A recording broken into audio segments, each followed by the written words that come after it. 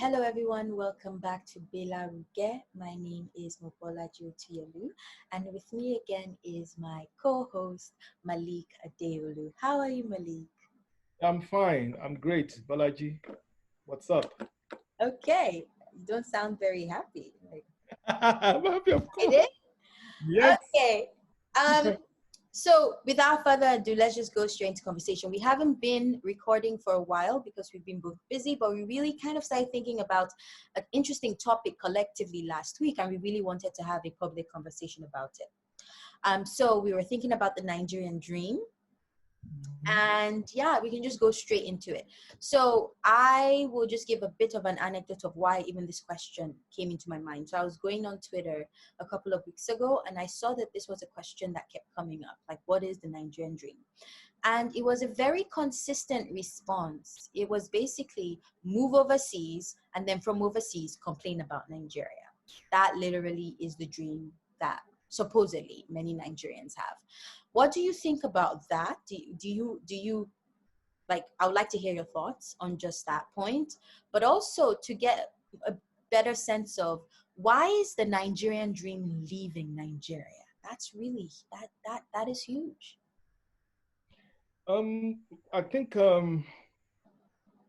well, I think Nigerian dream that people think is that they feel that okay, you cannot make it in Nigeria, so you need to move out of Nigeria. Mm-hmm. So I think if we want to actually analyze this, we should also talk about Nigerian mentality. I think the problem originates from mentality because despite moving out of Nigeria, many still don't make it. Many are still as responsible. Many are very materialistic Mm, because the mentality they have. And many believe that, okay, we have right from Nigeria. Let's talk from our origin, our education system, our way of children upbringing, and all these things. We are thinking about, okay, what can I get from, for example, a parent bringing up children? We believe that, okay, whatever he or she is doing, later I will get something from that child as time goes on. This is our contemporary mentality, not our historical mentality, of course. So when we go overseas as well, some of our people feel entitled. We feel that okay, we are entitled to this, to that. On the one side. On the other side is that many of us don't even think that when we arrive, for example, let me use Germany as an example. People don't think that okay, when I arrive here first, I must not expecting to begin to reap money on trees within the first or the second year of my arrival. mm, So I need to calm down, number one, to learn the language, to understand it very well, and number two, to also see, to understand my area, the economic system and other things. Rather, we feel that, okay, immediately I arrive, I will be making things. And then we don't focus on what is important. But the point here is that there is a mistake because many of our people, because of that, they will just look for maybe a job. You imagine a Nigerian graduate, based on examples I've seen severally, you imagine a Nigerian graduate who was, or he is very intelligent. And then upon getting here, okay, all I have to do now is here get it. meaning, here meaning, You say? here meaning Germany. I just wanted to make sure that people know you're talking specifically about Germany. Okay, yes, in Germany. So in the people, such a person would not think that okay, let me see how I can maybe further my education or do something. They will be thinking that okay, how can I get some women to be duping and be getting money from? Indirectly, the person thinking that okay, I'm getting money from these women, but most of the time the women is also using them on the other hand. So you don't have time, your time is being controlled, what you are doing at this particular period of time, and so on and so forth. You are not actually improving yourself knowledge wise. Rather, you are living your life upon the determination of some people. Why do you think that this is a, because it's, from what you're saying, it seems to me that this is a very consistent behavior you've seen in the Nigerian diaspora, members of Nigerian diaspora you've encountered. Why do you think that this is something that is so, like, seemingly normal for us to not, to try and find every way, but like the most, like, uh, we try Because to find easier pathways to getting things done rather than going through the process that is, has clearly been shown to be of more value, which is do the work and get the returns of the work? I think this is divided into two. Mm-hmm. Based on the first thing I mentioned, like it's a Nigerian mentality that you get you want to you have this mentality that okay, I have to make something, not to be creative, but I have to survive. Let me use that concept. Mm-hmm. And even like if you arrive Lagos, they will say, be smart, too. Don't be slow, don't be sluggish, and this and that. And this also is the mentality we bring into the other part of the world. When we travel, that we feel that okay, let me quickly see how I can make it within a short period of time. So the patience is not even a question here. So the question is, how can I make it? And you will see people going into different kind of things they are not supposed to go into. So some people might even live here for 10 years without looking for what is important. How can I actually learn some of the cultures or immerse myself into some of the things I see here so that at least if I go back home, I can also use this for practice. So information is always lacking most of the time. And when our people say they are getting information, it's the wrong information they get. So they get the kind of people that are around them. So when you arrive in Europe, for example, it's smart, you're here, you are just arrived, smart, quickly. Go look for woman, go this, go that. I remember a very good example. There is a Nigerian guy that just arrived from Nigeria to Germany. And I had a contact with this person, and this guy was telling me, oh, this country is very difficult. He doesn't know what to do. I said, what are you doing? He's seeking refugee. He's seeking refuge, asylum, sorry. So he's seeking asylum in Germany. Okay, so what exactly, how are you thinking? He said, oh, everybody is in that you go and look for documents. I said, document is one thing, but you sort of think about whilst waiting for the document, think of other things. You get plenty women he's going to. I said, so how have you benefited from them? He said he's just tired. He will go to this one's place, he will spend the weekend, and then he will collect money. After he has spent the whole weekend with them, he will come back, he will go to another one, he will spend money, collect this and that. I said, okay, so you are performing. He said, yes. I said, so what are you thinking about yourself? He said he doesn't understand. I said, okay, are you bringing up issue of document to these people? He said, whenever he talks about document, they will just change the topic. So in other words, they are just using him. So I, joking, I just told him that, did you know that you can actually make it without actually depending on people? Rather, you are hardworking, you are concentrating at your work. He said, is it? So I don't know if he even took my advice that day, but it's after almost 2 years, I came across this guy again, and he was telling me. So he continued to be very hardworking at his workplace and so on. And one day, the boss of the company just called him that the government sent him a letter to describe this Nigerian guy. So he was not asking the boss that, oh, what did you tell them about me? He said, I told him what you are doing. You always come to work on time. You are regular. You are this and that. Unlike about some years back when you used to, be irregular at work. Mm-hmm. And that was it. So within about 3 months or so, the guy got his documents. Everything and so on, and it was fine. So my point here is that most of the time we tend to focus on the wrong direction because we think we are smart, and in the process we're actually wasting our time. You can imagine some Nigerians, they will be here for 6, 7, 8, 9, 10 years. They can't speak a word in German. They can't actually tell a street that I'm going to this street in German language, and yet they are living with a German person. Mm-hmm. And the German person will tell them, okay, you don't have to speak German. Just relax. So all of these are going on here. Yeah. So I find what you're saying very, very interesting and enlightening. There's a part of me that is kind of moving to a place of how can we even look at this with a bit of gentleness, because I'm recognizing that I'm a Nigerian in diaspora, and I would say that just hearing the how will I say, the factors of this this man you met, I'm assuming, in Germany's story, I'm realizing that the factors under which he migrated out of Nigeria are very different from factors under which I migrated. So I migrated as a student looking for education. And so there was a radically different mentality coming into the space than just coming in, net new.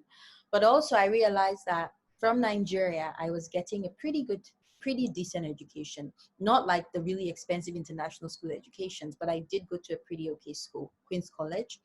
And so there was a lot that I got that I've come to realize was actually a privilege in Nigeria to have, that prepared me or gave me just a little bit of more tool sets to negotiate being in a new country. And also I'm coming to a country that speaks English, and I speak English. I don't have to learn a new language. So it seems that there are a lot of variables that are at play that inform the experience of a Nigerian person in diaspora.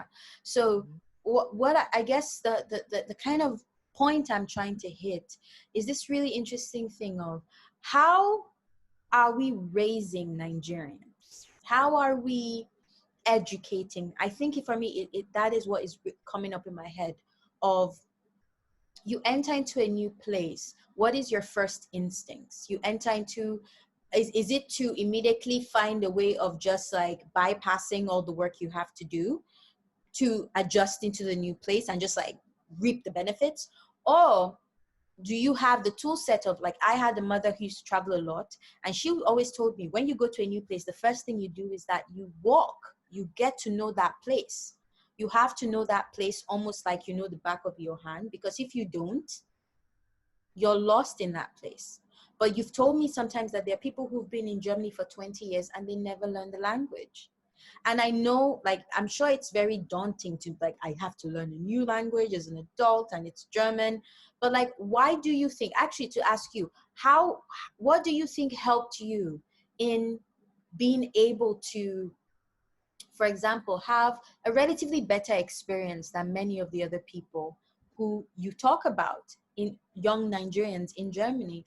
And what are the tools that benefited you, and what are the tools you think would benefit any new person thinking of, you know, starting their life in a different country? Yes, yeah, that's a lot of questions. I think mostly one should work on one's mentality. Mm-hmm. Because, like you said, some of our systems, most of our systems in Nigeria is how to survive. Mm-hmm. We think of how to survive. We don't think of how to be in charge of something. And there's another thing is also distraction. One needs to avoid distraction. You know, when you leave Nigeria, whereby sometimes maybe you cannot actually go around every night and, you know, clubbing and everything. Here it is possible to go 24 hours. To go around and do things you want to do. So you need to decide, what exactly do I want to do? What am I here for? Mm-hmm. So you need to prepare and find time for yourself. Find time to read. Mm-hmm. Read and read and read. Learn. So if, for example, you want to study here, learn the language. You know, that at least have a basic. You don't have to be a native speaker. Mm-hmm. At least to understand some of the basic use of the language for Mm-hmm. daily activities for you. And then learn to also be self-dependent rather than be thinking that, okay, I have somebody who will be doing something for me. Let at least, of course, if you have somebody helping you, let it be over a short period of time. At least make an effort to also do things by yourself with time. So I think these are very important things that you should. These are some of the principles I follow. Mm-hmm. So, and avoid distractions. Distraction comes in different ways. Mm-hmm. If you are a womanizer, learn to control yourself. It's not every time you see somebody that you must see that you must be sleeping with them and things like that. Mm-hmm. Or yeah, these are some of the things you Wait, need to look. there's a lot of sexual promiscuity. Of course, we have it in Nigeria too. So it's not just here; it's everywhere, all over the world. So that's Wait, but is that a really fair? Because like I'm getting like, so is that an assumption I should just carry now in the world that, you know, Nigerian men are kind of a little bit? It's not about men. It has to do with women as well. It has to do with everybody. The point here is that whatever, and here I'm not going. It's not about telling people that they should like more or less sex. The point is controlling yourself. You know, there are some people who some men or women who like to sleep around and flirt around. But if you don't study them very well, you will never know, because they know when to do what. That's the point. Driver. That you should learn how to control yourself, not the one you dedicate your 24/7 on this. Rather, have a time that, okay, I have 2 hours and I want to spend 6 hours to study. I want to spend 6 hours to rest. I want to spend so hours to do this thing. Okay, I will dedicate maybe Saturday evening to go and do this. So you need to be in charge of your own life. Not that anything comes, anything goes. I see. I see. That's amazing advice. I really hope that somebody out there is listening to this, because even for me, that's advice I can take, because um, I necessarily, I didn't have a language issue, but there's a thing about culture issue. So actually understanding the culture you're in. So I feel like a lot of assumptions I had as a Nigerian is that America is purely a meritocratic society, thinking meritocracy was like how smart you were. It's just, the more I've been there, the more I realize that it's meritocracy in the sense of how well you're able to navigate systems. America is a very bureaucratic nation, and those who succeed here are those who understand how things work. Not knowing is not an excuse at all. Yes. I used to hold that as an excuse. I don't know. In America, it doesn't matter. Go find out. That's the point. And so, and even going, actually, a quick aside, like one of the things, and I think you sent that content to me, was where the Oba of Lagos has signed away Lagos without knowing that he'd signed away Lagos, because he actually didn't read the contract. And so I'm realizing more and more that, like, there is a thing about process and bureaucracy that we don't even have a real awareness for, and we don't get a sense of how important process and bureaucracy is to at least for me in an American context, to almost like 60% of the journey. Like just getting the process bureaucracy right, you've gone pretty far. And so yeah, I do think that there's a lot of social and mental conditioning that we as a culture need to give ourselves as adults to our children, that allow us be able to adapt to new contexts, and even actually allow us adapt to our context in Nigeria. Because as I said, I think I don't know if I mentioned it already, about the my mother always complained how, oh, we don't make toothpick in Nigeria. And I'll talk to other Nigerians and they would say like, oh yeah, because, you know, there's no lights, there's no nothing, you know, we can't really have factory. And a couple of weeks ago, I saw this like most likely Turkish guy who had opened up a factory making toothpick ware in Nigeria. And that's the story. Foreigners are able to produce in Nigeria. Foreigners are able to literally create value for themselves and for the market in Nigeria.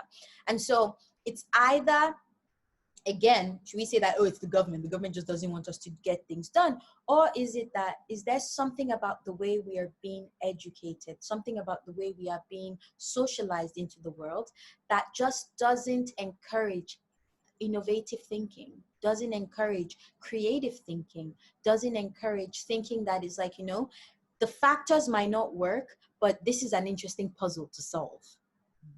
You know, and actually we found is there are certain groups that have made it work. For example, the Igbos are known to be very enterprising and industrious, and they've made a lot for themselves in the nation. And I actually read an article yesterday of these women in Jigawa, a couple of days ago. These women in Jigawa, there wasn't an ambulance to take them to the closest hospital, which was like kilometers away. And they pulled money together and bought themselves an ambulance to be able to move the women from their community to the main hospital. And that really inspired me, because it's like, you know, those are little seeds of, you know, creative thinking there. The women were like, you know, we don't have an ambulance. Rather than wait for the local government chairman, who most likely has spent his money on his new girlfriend, we're just going to do it ourselves. That's the kind of thinking I want to see in Nigerians, honestly. That's the kind of thing I want to see in myself, of like, the factors might not make sense outside of me, but actually I know what I want and I need to make it happen for me. That's right. That's right. You have actually said it all. I was just, today I was just checking social media and I saw the Nigerian who, I think it's Nasarawa State. And had the second largest rice plantation in Nigeria. Wow. So I think, like you have already said, we need to change our mentality, the way we think, the way we look at the world. We need to, because even when you say government, who become government later? If you say government is not productive, even you yourself, when you become government, you yourself will not be productive, because Whilst you are not anywhere now, you are not productive, you are not innovative, you don't think critically, logically, all of these things are not there. All you do is to, okay, sit there and begin to expect miracles to happen. And I think also some of our musicians can also do well at this, or some of the other things that we see on daily basis. Mm-hmm. So our music also needs to be more inspirational. Some are doing it, of course. Yeah. Others, yeah, but we need more. Yeah. Yeah. And Mm-hmm. we need more about this. And another challenge is also religious places. It's about time that Nigerians we begin to think Mm-hmm. that when problem is there, we need to also think how to solve that problem, not to leave the problem there and say God will solve that problem. Mm-hmm. No, something very funny happened some times ago whereby a Nigerian church was burning and the church members stood at a distance and they was like, Jesus quench this fire, Jesus quench this fire. So it was outsiders, neighbors who came and started quenching that fire. If I were a neighbor of such a place, unless that fire will burn my house, I wouldn't even go there. I would leave it for the church to burn down so they will keep praying. So what does this tell us? It showed us how people mentality are. They don't how to actually make an effort. So Yeah. rather, we just sit and begin to pray And and so actually, forth. one of the things I want to even say further is I look at other cultures that are in diaspora. So one thing I learned when I first came to America is that when you are a new, like maybe not now, but in the past, like, when you were a new Chinese immigrant coming to America, you came into a community. You came into a community of people who told you, do this, do that. You actually had access to resources that the community was creating for itself, to be able to build a business for yourself. Your community was literally the person who took you from step A to step B because they wanted you to adjust well. And as a community, the Chinese community is solid Yes. as a Yeah. community in America. Same thing with the Indian community. And I think many times, how do I say, like, even though Nigerians are known here to have the highest PhDs in the whole um, country, like as a community, they have the highest amount of PhDs, advanced degrees in the country. I'm curious to see what is the amount of actual net worth, like ownership rates in the country compared to other immigrant groups. Because I look at Somalis, I was reading data points on Somalis who haven't been they've been here long, but as a group, it's more recent than the Nigerian community. I would argue they already have over 600 businesses in Minneapolis. Is that something that Nigerians can say within a city that they're in? And the reason why I heard that the Somalis are making is because also, again, you're coming into the community, you're coming into a community that is supporting you, giving you resources, and helping you adjust to this new place you're in. And so, yeah, it's, for me, it's a question of, are those kind of resources available in this country? Because when I first came to Nigeria, yes, I stayed with an auntie, and there was the church, but there wasn't really a how do I describe it, like a community of like, how can I help you adjust to this society? And like, other than be a nurse, which is like their de facto thing, like you come here, go be a nurse. Like there wasn't a lot of, you know, real pragmatic support that I received as a new immigrant in this country. And so why do you think we don't have these kind of support systems as Nigerians for ourselves? Because it's crucial. That's the only way also we're able to even have a dream in this country. That's a very In, big or in countries that are not necessarily English speaking. Like another last thing, like I even saw Gambians. There's this guy on Facebook. He has a forum for Gambians who are in Europe, and he reaches out every day, tries to tell them, oh, this is how you do this is how you do that. And it's like, wow, why do other communities like each other, but Nigerians do not like each other? It's crazy. Mm. Yeah, this is a very interesting statement because when you started it, I wanted to go to blacks, Mm-hmm. but now that you clarified the Gambian case, the Somalian case, Mm-hmm. I think we as Nigerians also need to, because myself, I notice also that the Ghanaians have more community than Nigerians. Mm-hmm. When it comes to, we really have, but the thing is that we don't even trust each other. You understand? like in Germany, for example, I've never been duped by non-Nigerians. But I have my fellow Nigerians that have actually tried to exploit me simply because they realize that, oh, let me sharp, sharp. Let me just, dupe this guy. That's even when I was new, that they were supposed to be there standing for me, trying to make an effort for something for me. But rather than doing that, they are thinking of how can I exploit this guy. So I think it's a kind of mentality, it's part of our mentality we have. Number one, we should also remember that Nigeria as a nation, many Nigerians have not really felt so belonging. We see this concept of unity, but it's a kind of mirage, it's a dream. It's not really something that is very strong. So, but I don't want to even use Nigeria. Even fellow Yoruba, we fellow Yoruba, how do we do to ourselves, for example? So we should also look into that. Look at this concept of Odua Republic and all this concept that is going on. You will realize that we still have so many bastard Yoruba who, I'm not saying Yoruba should do Odua, they should not do Odua, but the concept is that we still, this unity, this, coming together is still a little bit of a challenge. Mm-hmm. So it's very difficult because based on what I've heard from fellow Nigerians, sometimes little distractions could actually separate us. But let's talk about diaspora like we are talking about, actually. I can't say this is what it really is. I don't know what to say about that because we realize that when it comes to eating together and what they call it, drinking together. You do it. For example, I put money down and I say, oh, my friends, come and drink and eat. Nigerians just flock there. But when it comes to doing this for economic purposes, you see Nigerians lacking. So I think we need to do more about that. But no, because I was just studying other communities and cultures, and like at least African diasporic communities, and I realized that wow, certain communities are really committed to building out collective wealth.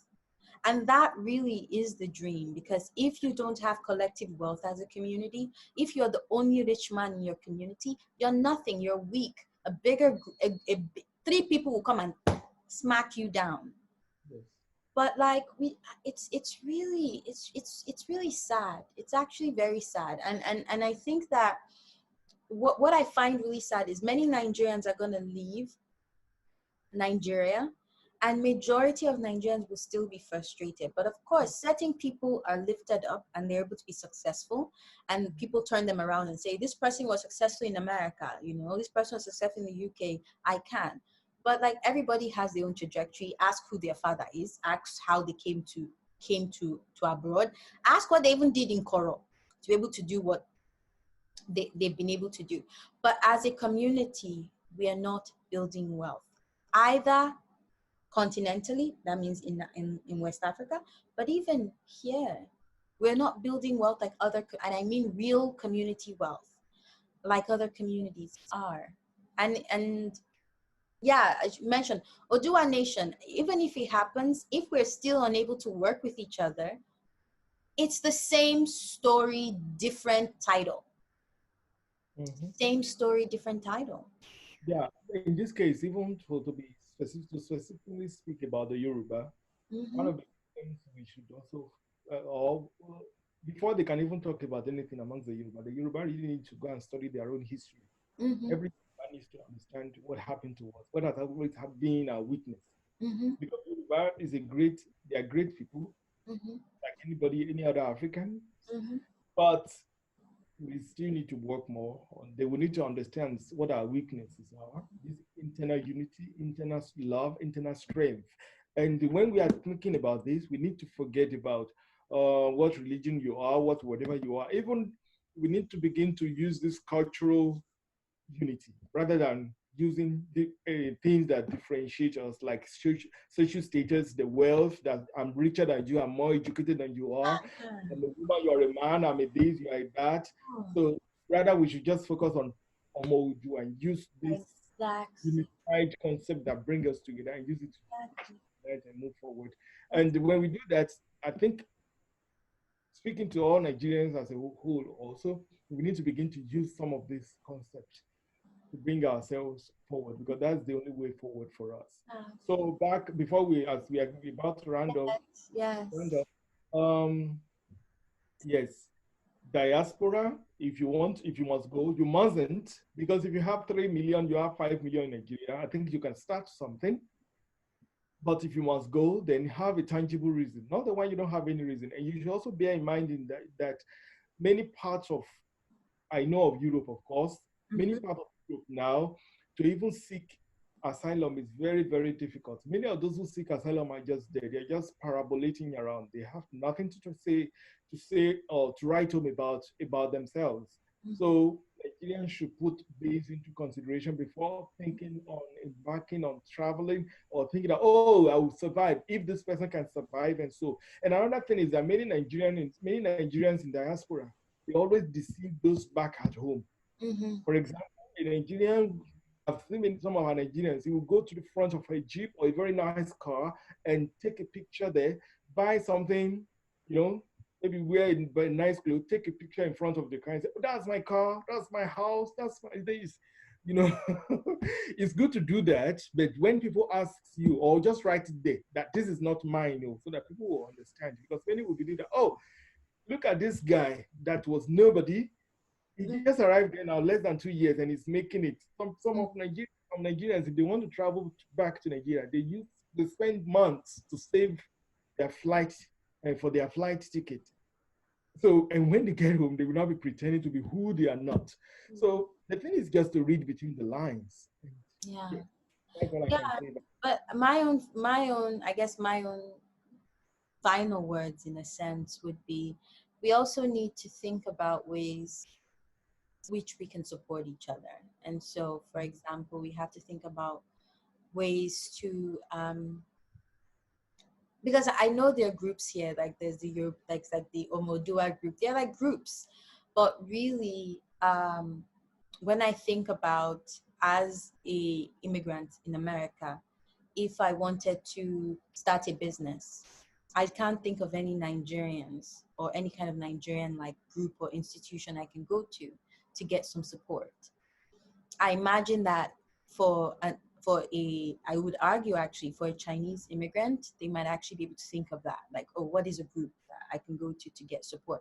Actually, you were the one telling me that even in the UK, they're like the Indians have set up banks for themselves, to be able to give themselves loans, And one of the really interesting things that are happening is in America, one of the things that I've observed is that the Black community, so the Black community in America, they've started doing more their conversation about cooperative economics. They're also having conversation on how do we kind of support each other to build each other, because they're also having similar issues of we're not building wealth.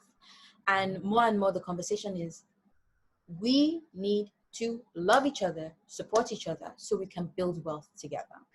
And so conditionally, unconditioned and love, and you know what, actually I advise anyone who has time to read Bell Hooks All About Love, because she really does also challenge ideas, like, because love unconditionally, it doesn't mean, oh, when somebody screws you up with you.